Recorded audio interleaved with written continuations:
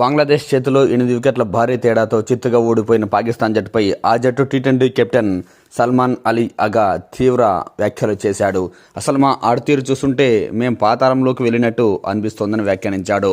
పొరుగునున్న భారత జట్టు వరుసగా వరల్డ్ కప్లు సాధిస్తుంటే మేము మాత్రం బంగ్లాదేశ్, జింబాబ్వే జట్టుపై గెలవడానికి నానా కష్టాలు పడాల్సి వస్తోందని వ్యాఖ్యానించాడు.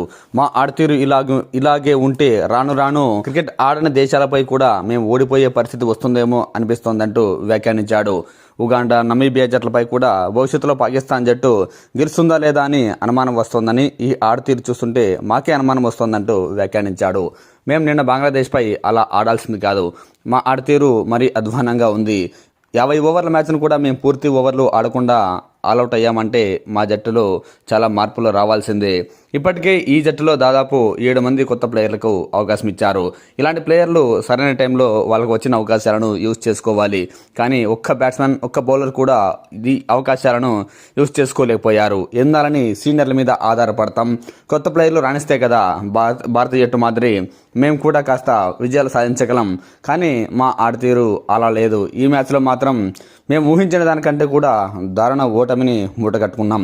ఈ మధ్య మ్యాచ్లు ఆడని బంగ్లాదేశ్ పైనే మా ఆడతీరు ఇలా ఉందంటే ఇక అగ్రజట్లపై ఈ ఆడతీరు కనబరిస్తే చాలా ఘోరంగా ఉంటుందంటూ చెప్పుకొచ్చాడు. పొరుగునే ఉన్న భారత జట్టు అగ్రదేశాలపై వరుసగా మ్యాచ్లు గెలిచి వరల్డ్ కప్లు సాధిస్తుంటే మేము మాత్రం బంగ్లాదేశ్పై కూడా గెలవడానికి చాలా కష్టాలు పడాల్సి వస్తోందని తీవ్ర ఆగ్రహాన్ని వ్యక్తం చేశాడు.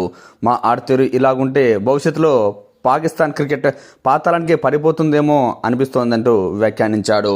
భారత జట్టు ఆడతీరు ఆకాశానికి వైపు చూస్తుంటే మా ఆడతీరు పాతాళం వైపు పయనిస్తోందని కీలక వ్యాఖ్యలు చేశాడు. జట్టులో ఉన్న 11 మంది ఆటగాళ్లలో కనీసం 7 మంది బ్యాట్స్మెన్లు ఉంటారు.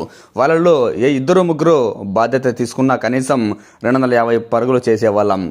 కానీ ఏ ఒక్క బ్యాట్స్మెన్ కూడా ఆ బాధ్యతను తీసుకోలేదు. ఈ మ్యాచ్లో బౌలర్పై అయితే నేనేమి మాట్లాడదలుచుకోలేదు. ఎందుకంటే స్కోర్ బోర్డుపై వన్డే ఫార్మాట్లో కనీసం 200 పరుగులు పెట్టకపోతే బౌలర్లను నిందిస్తే ఏం ప్రయోజనం ఉంటుంది?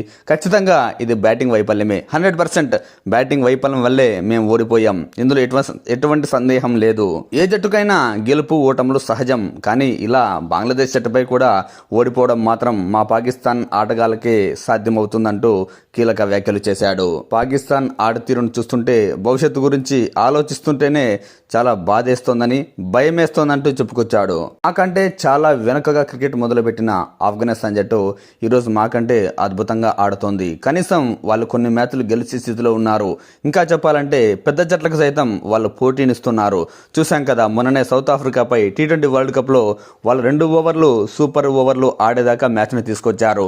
కానీ మా ఆడతీరు ఇలాగే ఉంటే సూపర్ ఓవర్ కాదు కదా, మ్యాచ్ల్లోనే పూర్తిగా చేతులెత్తేస్తున్నారని దుయ్యబట్టాడు. ఎక్కడ వేసిన గొంగలి అక్కడే అన్నట్టు మా క్రికెట్ ఎక్కడ ఉందో అక్కడే ఉంది. ఒక ఇంచు కూడా డెవలప్ కాలేదు. ఇంకా చెప్పాలంటే రోజు రోజుకి తీసికట్టుగా తయారవుతోంది. పరిస్థితి ఇలాగుంటే, పాకిస్తాన్ ఆడతీరు ఇలాగే ఉంటే భవిష్యత్తులో పాకిస్తాన్ క్రికెట్ గురించి కూడా మాట్లాడే వాళ్ళు కరువు అవుతారంటూ ఆవేదనను వ్యక్తం చేశాడు.